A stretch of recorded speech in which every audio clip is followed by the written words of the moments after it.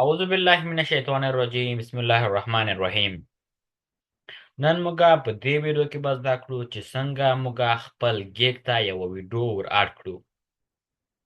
نو هغه دې کې تاسو خو کولی شئ عکسونه هم ور اډ کړئ، خو که چیرې تاسې ویډیو ور اډ کړئ نو ډیره یې اسانه کوي چې پې پوه سي د تا دغه ګیګ څه شي په اړه ده.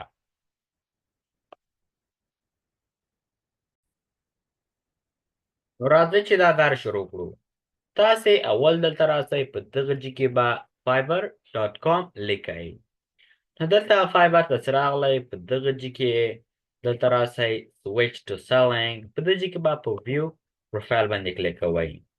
نو څنګه مو په ویو پروفایل باندې مو چې کلیک کړ، په دغه ځای کې ګوره کویک لینکس، په دې ځای کې ګیګس باندې به کلیک کړئ.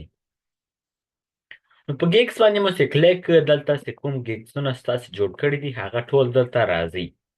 هر یو ته چې تاسې غواړئ ویډیو ور اډ کړئ نو تاسې به هغه دلته راځئ، په دغه باندې به کلیک کوئ. نو په دغه ځای کې به ګوره اډ ویډیو، په دغه باندې به کلیک کوئ.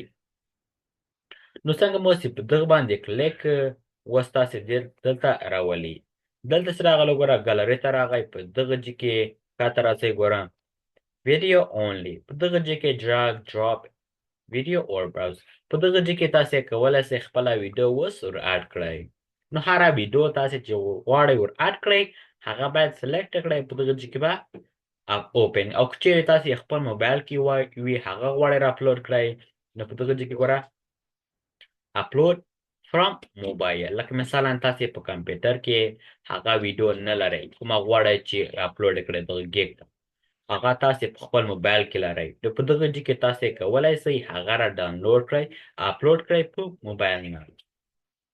هره ویډیو مو چې تاسې سلیکټ کړه، په دغه ځای کې به په اوپن باندې کلیک کوئ. نو اوپن باندې چې مو کلیک کړه، تاسې په دغه ځای کې ګوره get your logo today with، نو دغه ویډیو خلاص، په دغه ځای کې ګوره چک مارک.